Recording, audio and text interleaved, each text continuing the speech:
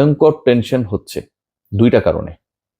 এক নম্বর কারণ সেটা হচ্ছে যে আমরা বিভিন্ন আলোচনায় দেখছি, অনেকে আলোচনা করছেন এবং খুবই যৌক্তিক আলোচনা, যুক্তিসঙ্গত আলোচনা, যে নোবেল শান্তি পুরস্কার দেওয়ার ক্ষেত্রে আমিনুল ইসলাম বুলবুল শর্টলিস্টে চলে যেতে পারে। নোবেল পিস কমিটি যেটা রয়েছে তারা আসলে আমিনুল ইসলাম বুলবুলকে সেরকম একটা অবস্থায় চিন্তা করতে পারে, কারণ ভারত পাকিস্তানের মধ্যে ক্রিকেটীয় শান্তি প্রতিষ্ঠায় তার যে ভূমিকা, দুই দেশ যখন একে অপরের সাথে বিমান যুদ্ধে অবতীর্ণ হয়েছিল, ঠিক ওই সময়টা আমিনুল ইসলাম বুলবুল তিনি যখন তার নিজের দেশের স্বার্থকে উপেক্ষা করে বাংলাদেশের বিশ্বকাপে খেলার দরকার নাই এই সিদ্ধান্ত নেয়া বাংলাদেশ ক্রিকেট বোর্ডের প্রেসিডেন্ট আমিনুল ইসলাম বুলবুল যখন ভারত আর পাকিস্তানে খেলা দরকার যেভাবেই হোক, সেই ব্যাপারটা নিশ্চিত করার জন্য রাতের ঘুম হারাম করে ভাইস প্রেসিডেন্ট ফারুক আহমেদকে ইনফর্ম না করে, মানে জানাতেও পারেন নাই, ফারুক ভাই বলেছে যে সে হয়তো রাতের বেলা গেছে, আমি আসলে ওই সময় অনেক গুড মিড নাইট ছিল, এটা ওটা উনি ওনার মতো করে বলেছে, একটু ওনার মতো করে অভিনয় করার চেষ্টা করলাম।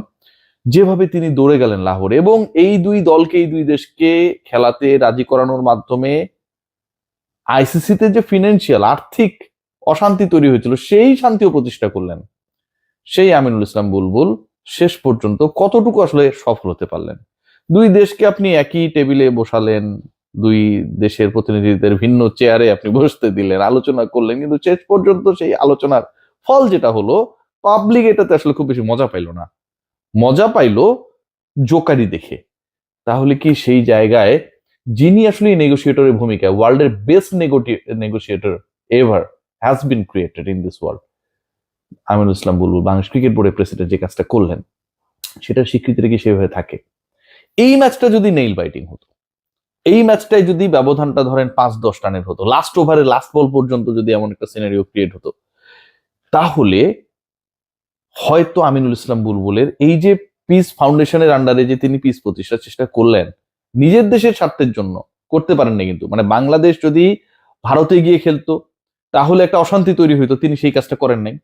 বাংলাদেশ যদি ভারতে না শ্রীলঙ্কায় গিয়ে খেলতে পারতো, তিনি তো ওয়ার্ল্ডের বেস্ট নেগোসিয়েটর। বাঘ মহিষকে এক ঘাটে জল খাইয়েছেন আমাদের বুলবুল ভাই, ভারত পাকিস্তানকে এক ঘাটে জল খাইয়েছেন, তাদেরকে এক করেছেন, খেলতে বাধ্য করেছেন। কিন্তু বাংলাদেশ যদি শ্রীলঙ্কাতেও খেলতো, কথার কথা, তাহলে একটা অশান্তি তৈরি হইতো, কারণ এই যে গ্রুপ চেঞ্জ যেটা ওটা আইসিসি মাইন্ড করতো, তার উপরে তিনি কোনো অশান্তি চান নাই। শান্তি প্রতিষ্ঠা করতে গিয়ে তিনি যে ব্ল্যান্ডারটা করলেন, যেখানটায় 175 ক্রস করে 176 করতে গিয়ে পাকিস্তান যে ধরনের ক্রিকেট খেলেছে, আমার কাছে মনে হয় যে এই অশান্তির রেশ আগামী 19 তারিখ পর্যন্ত থাকবে। আমি কেন বলছি, এবং এই অশান্তির রেশে ভবিষ্যতে বিসিবি এবং পিসিবির লোক দেখানো যে সম্পর্ক, সেটা একটা বড় ধরনের প্রভাব পড়বে। কেন এটা বলছি? দুইটা কারণে। একটা হচ্ছে 19 তারিখের ডেডলাইন বলছি, কারণ 18 তারিখে নামিবিয়ার সাথে পাকিস্তানের ম্যাচ রয়েছে। পাকিস্তানের যে পারফরমেন্স, তাতে আমার কাছে মনে হয় যে নামিবিয়ার সাথে এই দলের পারার কোনো কারণ নেই। ইন্ডিয়ার সাথে খাবি খেয়েছে প্রথম ওভারই, আসলে যেই চেষ্টাটা প্রথম ওভার থেকে, ভেরি ফার্স্ট ওভার থেকে, অথবা জসপ্রীত বুমরা যখন সেকেন্ড ওভারটা করতে এলেন, সেই ওভার থেকেই যেন পাকিস্তানের চেষ্টা যে ওই এক ওভারই তারা 176 করে ফেলবে। চিন্তা করছেন, এক ওভারই 176 করার চেষ্টা করতে গিয়ে দুজন ব্যাটসম্যান একই ওভারে আউট হয়ে প্যাভিলিয়নে ফিরে গেছেন। পরবর্তীতে তারা হয়তো তাদের আউটের হাইলাইটস গুলো দেখেছেন। দ্বিতীয় যে কারণ, 19 তারিখে মানে 18 তারিখের ওই ম্যাচে যদি পাকিস্তান হাইরা যায়, তাহলে এই মুহূর্তে টেবিলের যে অবস্থা, তাতে ইউএসএ এই গ্রুপে ইন্ডিয়ার সঙ্গী হয়ে পরের রাউন্ডে চলে যাবে।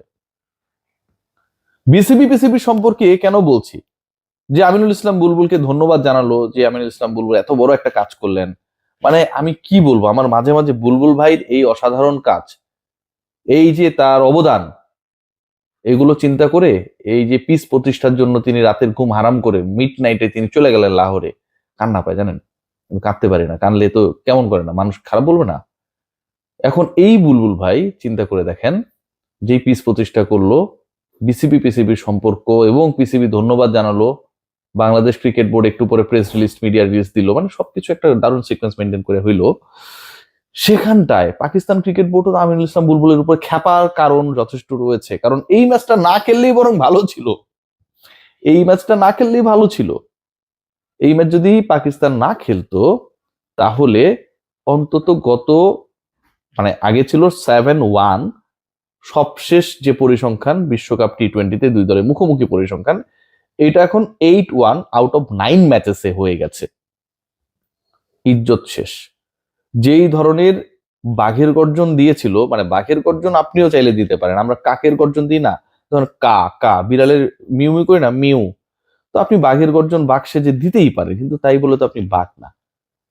পাকিস্তান ক্রিকেট বোর্ডের মহসিন নাকবি যেভাবে বাঘের গর্জন দিয়েছিল, বাংলাদেশ আমাদের ব্রাদার, তাদেরকে ছাড়া আমরা চিন্তা করতে পারতেছি না, বাংলাদেশকে খেলাতে হবে, না হলে আমরা খেলবো না, এই যে বিভিন্ন গর্জন দিয়েছিল, বর্ষণ সেভাবে হলো না। এবং বর্ষণ না হবার যে রেজাল্ট, সেটা আলটিমেটলি এমন ভাবে গেছে।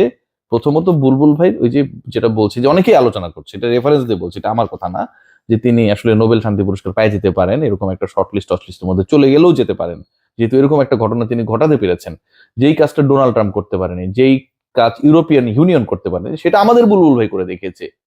ইন্ডিয়া পাকিস্তানকে এক করেছে, বৈঠক করেছে, মিটিং করেছে, 15 তারিখের এই খেলাটা নিশ্চিত করেছে।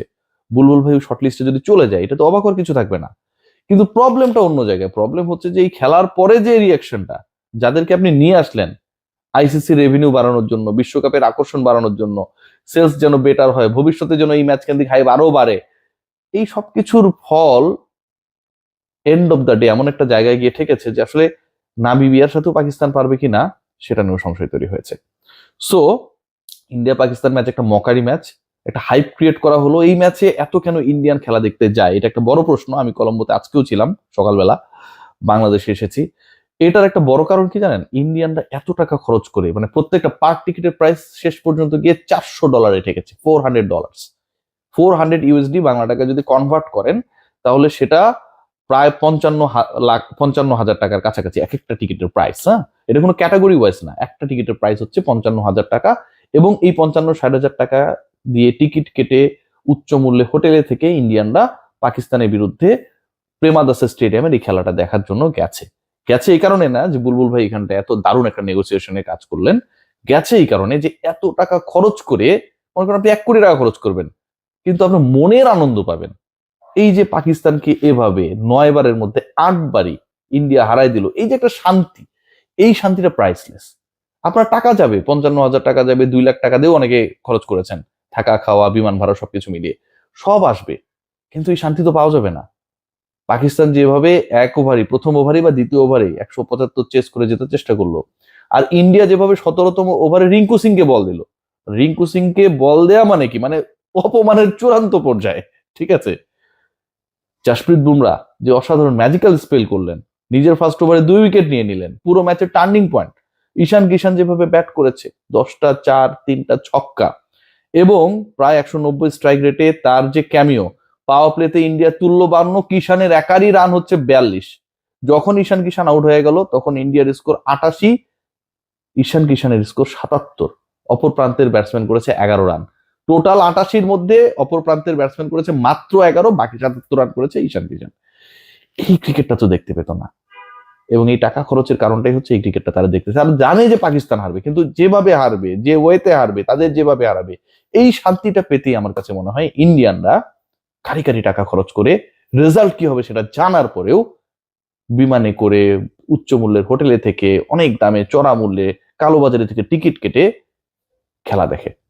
নট ফর দ্যাট রিজন যে এটা অনেক কম্পিটিটিভ ম্যাচ হবে, ফর দ্যাট রিজন যে এখানটায় পাকিস্তান গোহারা হারবে, ইন্ডিয়া হারাবে, তারা মনে শান্তি পাবে। এটাই তো হওয়া উচিত। সবাই ভালো থাকবেন। গ্রেট কেয়ার একটু বলতে চাই, ময়েস্টার হারাচ্ছেন অনেকেই, কারণ ওয়েদারটা আসলে খুবই ফ্ল্যাকচুয়েটিং, বাংলাদেশ ক্রিকেট বোর্ডের কর্মকাণ্ডের মতো। বুলবুল ভাই নিজের দেশের প্রতিনিধিত্ব থাকলে ইকোসিস্টেম ঠিক থাকবে থাকবে না এটা নিয়ে কোনো ঠিক নেই। ইন্ডিয়া পাকিস্তান ম্যাচ না হলে ইকোসিস্টেম নষ্ট হয়ে যাবে।